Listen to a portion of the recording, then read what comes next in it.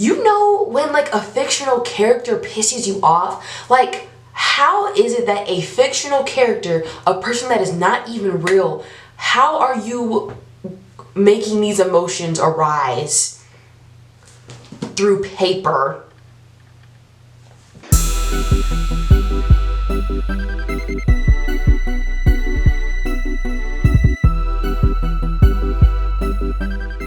Hey nerds, welcome back to my channel. Today we are doing the first book review on my channel. Woo, woo, woo, woo. Oh my gosh. Jump up, rejoice, do what you do. Yeah. First, before we get started, go ahead and leave a like and a comment. Pretty please. Thank you. I appreciate that. So the book that we're going to be reviewing today, or I'm going to be reviewing, what's going on with the words? I don't know. So the book that I'm going to be reviewing today is Perfect Chemistry by Simone Elkeles. This right here. It might not be focused. This right here. So a little context before I get started on the characters and the overall plot of this book. As I mentioned in my introduction video, I love books. I love to read. Reading is my thing, one of my favorite things to do. And I just recently got into like the romance or contemporary young adult genre. Not to say that I haven't, read it a little bit beforehand. I'm more open to reading it now, because for a long time I was only reading like just horror, sci-fi, thrillers and stuff like that, because I'm a whore for horror. I don't know. The reason why I kind of stayed away from like romance or like young adult stuff was because it was getting kind of boring. It was a lot of the same thing. It was like boy meets girl. Boy and girl start hanging out a lot. Girl develops feelings for boy. Boy ends up liking her back. And then boy ends the relationship because of his tormented dark past comes to bite him in the ass. I kept seeing that everywhere. And I was like, I don't want to keep reading the same stuff over and over again. So I dropped the whole genre. And I know it's not all like that, but it's pretty damn close. Like, a lot of the stories are the same. Like with sci-fi and horror, you get a little bit of a more, variety of what could happen in a book with that genre. So, but like with the young adult, teen, summer romance, or just romance in general, I was like, no. And I'm gonna be honest. So I picked this up in a Half Price Books. Now, I went to Half Price Books for the first time in many, many years, beginning of this year, with my brother William and his girlfriend Haley. Hey, you two, I love you. Shout out to y'all if y'all watching this. And what I usually do when I go shopping for books, I'll like crack it open in the middle and like read a paragraph or so. And like if that paragraph is like interesting to me, I'll buy the book. Because I don't like doing the whole judge the book by the cover thing, because yeah, this looks interesting, but like what if you opened it and it was shit? Not saying that this is, but what if you opened it just because it looked good on the outside but the contents were shit on the inside? That's not fun. You don't want to waste your money. That's what I do though, but I recommend if like you don't know if you want to buy it or not. And sometimes the books don't have like a little... Sorry, I got a notification. Sometimes the book don't have like a little breakdown on the back. Not all books have that. So, if you're in a bookstore and you like don't know if you want to get a book or not, crack it open like right smack dab in the middle. Read like a paragraph or two and see if it's giving you a vibe that you like. And then if you like it, then buy the book. If you don't, put it back on the shelf so someone else can get it. Let's get into the overall premise of this book. Now, I'm not gonna lie, like the first 2 chapters, I absolutely despise this book. And here's the thing about me, I am stubborn when it comes to finishing books. Like, even if I don't like it, I finish it just to like make sure that I don't like it. And I thought that this was gonna be a book that I was gonna fight to finish on because of the genre that it was and what was going on in the first 2 chapters. But end up liking why did I end up liking the book, y'all? Like, I kind of like this. I was like, I'm sickened at the thought that this kind of entertained me the way that it did. I'm like, oh gosh, here we go again. We're growing, we're expanding. It's okay, I think. So the two main characters of this book are Brittany and Alex. Little context on both of those characters. Oh, before I really get into it, there will be spoilers about this book in this video. So if you don't like those, you probably don't want to watch this video, but I'm going to spoil this book a little bit. Going back to the characters, two main characters are Brittany and Alex. So here's what kind of almost steered me away from buying the book. It's the trope of the star-crossed lovers, you know, and this was really giving me West Side Story, gender bent, and the only difference is it's not Puerto Ricans, it's Mexicans. So yeah, it was giving very much that. I'm like, okay, well, I've seen this 1,000 times before in books, movies. Why is this any different? Newsflash, it was not that different. But that does not mean it's not a good book, because it's kind of good. Brittany, what's her last name? I probably should have made some notes. Oh, Brittany Ellis. Imagine the stereotypical teenage high school white girl who is very privileged and rich. If you've watched TV in the past 2 decades, this image will come to you very easily, because you know this type of archetype of a character is represented it's actually overrepresented in the media, books included, because you know she has the blonde hair, blue eyes, she's a golden girl, pretty, athletic, you know, she's rich.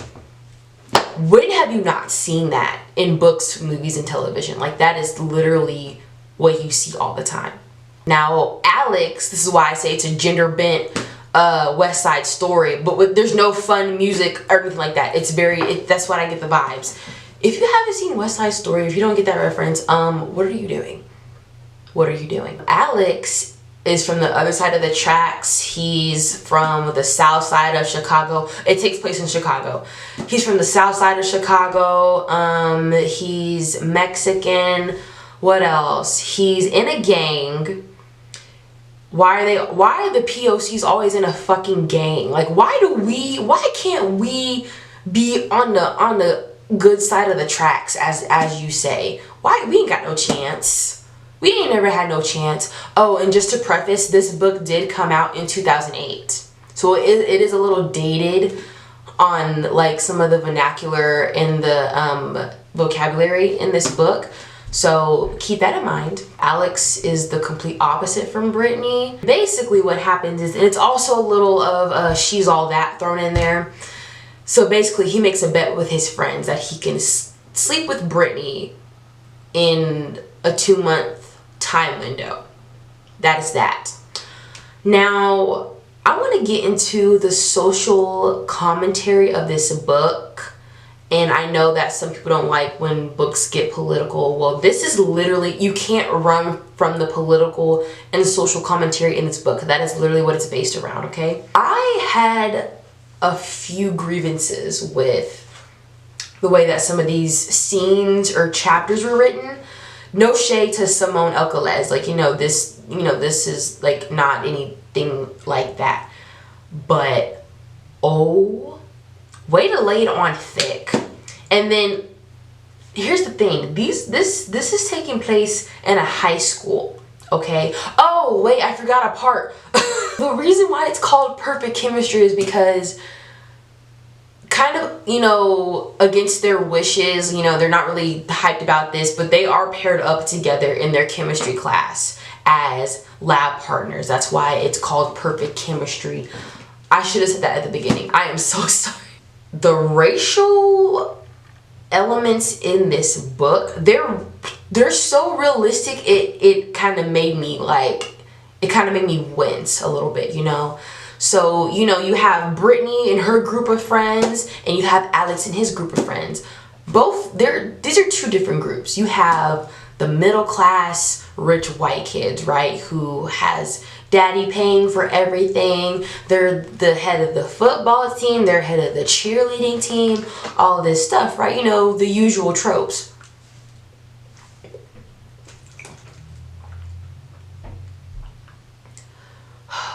Water is just everything. Like, I don't. And then you have the Alex and his friends. They're the lower class, you know, they're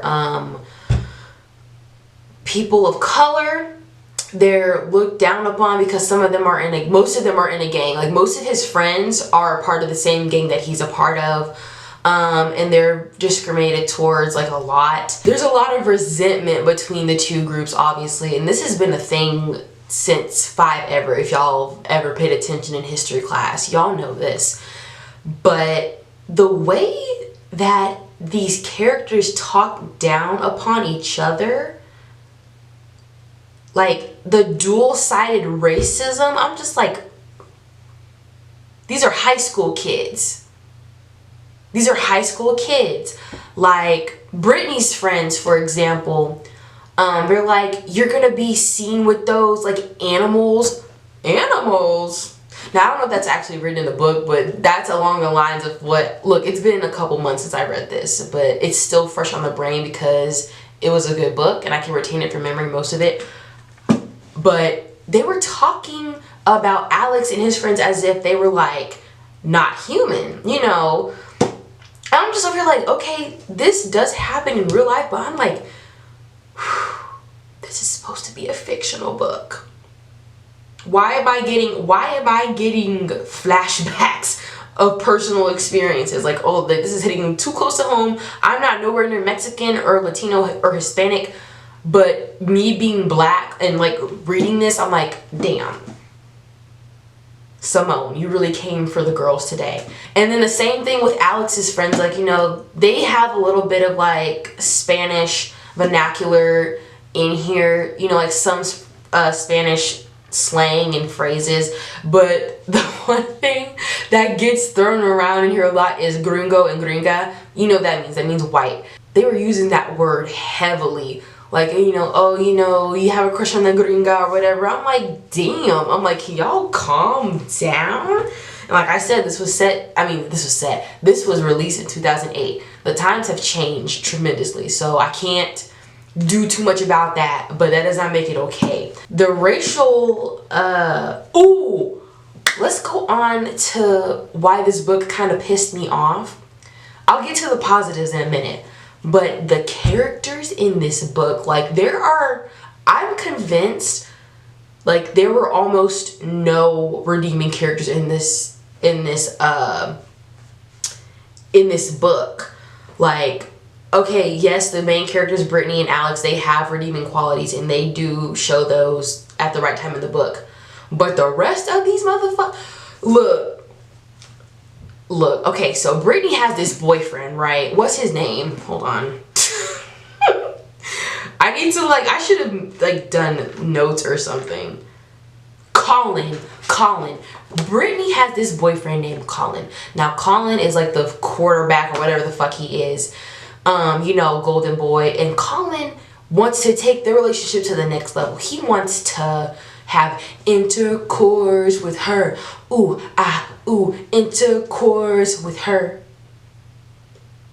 Relations. Let me stop. Colin is pressuring Brittany to take their relationship to the next level. And Brittany's like, oh, well, I'm not ready, boo. Like, you know, I love you and all that, but I'm not ready.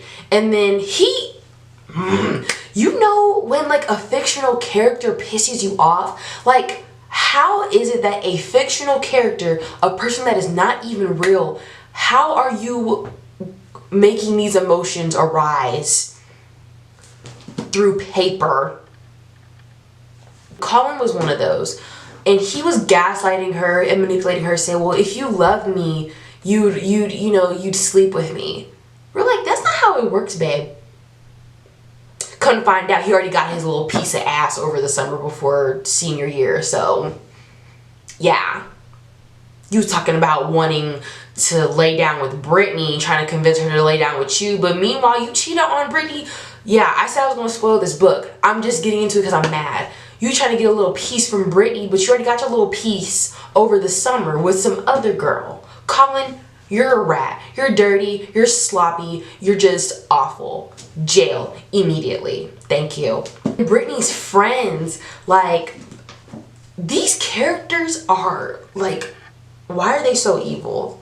These are supposed to be high school teenagers, and they are the most ruthless characters I've ever, like, read about. Like, what is going on? And Alex's friends aren't no good. They aren't better either. Like, they're the same way. They just try to manipulate him and, like, make fun of him because he likes Brittany. Because she's described as pretty, you know, as the main character usually always is. And he's like, okay, she's kind of cute. And they're, like, clowning him for that. Like, oh, you're going to waste your time, like, on a white girl. Like, you know, there's a million just like her. They look just like her. I'm like, yo, damn, chill. But let me get to the positives. I will say this about the book. This book really gets into the depth of what it's like to be a teenager and what it's like to have pressure on you, especially if you have, like, this preset, you know, reputation that you've built up for yourself, especially going into high school. And that is the most realistic thing that some of us have experienced in real life. And then also I want to say, because, like, when you get to high school and, like, you're leaving middle school, like, you want everyone to like you, you want to fit in, you want to just be everybody's friend, you want to be loved, you want to be popular and all that stuff. That is a real life pressure that some of us have dealt with, and that was portrayed very much, like, very accurately. Now, I'm not filthy rich like Brittany, but that adds on to her pressure. Like, she has, like, this big house, her family has lots of money. Oh, and then let me add this. So Brittany has this disabled sister, right?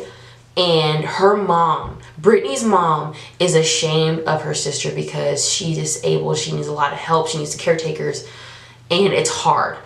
And so her mom is so worried about the outside image that they're presenting to, like, their colleagues, their friends, business partners, all that stuff. And they really don't acknowledge the daughter that needs help. But they're so focused on Brittany. Well, her mom is too focused. Her dad's kind of, like, absent-minded. He's just kind of floating around whenever he is in the book. When he shows up, he's just floating around. But her mom, it kind of starts with her mom putting all that pressure on her. Like, you have to be perfect because your sister didn't turn out perfect. That's what the message was. And that was really heartbreaking. But it's kind of true because some parents are like that. And that's so sad. But yeah, Brittany's wealth and familial status adds onto her pressure because, yeah, she has to be good at every sport. She has to be smart. She has to be pretty. She has to be rich. She has to be, oh, her boyfriend's the captain of the football team, so she has to be captain of the cheerleading squad. It built up. And, like, I don't know if anyone watching this has had those pressures before, because I did not, because I was not into all that stuff. And I was not filthy rich, like I said. But there's definitely an element of relatability in that. And then you also have Alex, who's taking the pressure because he's pressured to make it because his counterparts either die from being in the gang or they go to jail young and they don't get out until, like, it's too late for them. And Alex is the trope of the character who's, like, the underdog. He's, like, an outcast, but he has the brains to, like, make his life better. Like, he has a choice to make his life better if he wants to. Alex also gets in his own way a lot because he thinks that he doesn't have a future because of his skin color, where he comes from, how he's perceived in society and in his school. But dude's smart and he can do something for himself. He can make it. And that's where the pressure comes onto him. And then he also has, I think, 2 little brothers or 3 little brothers. I don't know. I'll have to look back and, like, edit through that and see what's true. So he's trying to set an example for them to do better and for them not to, like, make the same mistakes that he did. Like, the realism in this book, oh my gosh. Clap it up for Simone Elkeles, y'all, because that's what I really enjoyed about it, because it's bringing light to what some high school kids go through, because it's a reality that some kids join gangs to, like, you know, feel like they have someone behind them.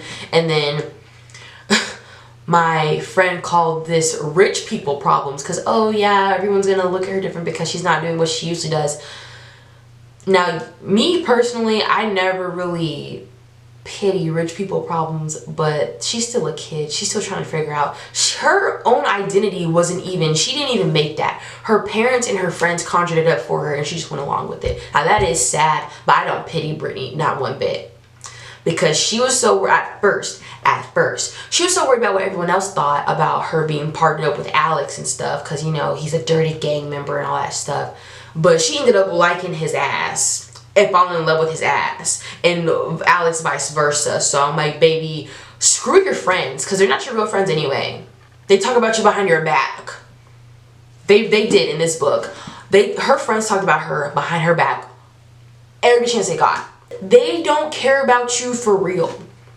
They really don't. And it's sad. It's a sad truth, because listen, those of you who have done your fair share in high school drama, you know what that's about. And that's also real in here too. So clap it up for Simone Elkeles. She did that.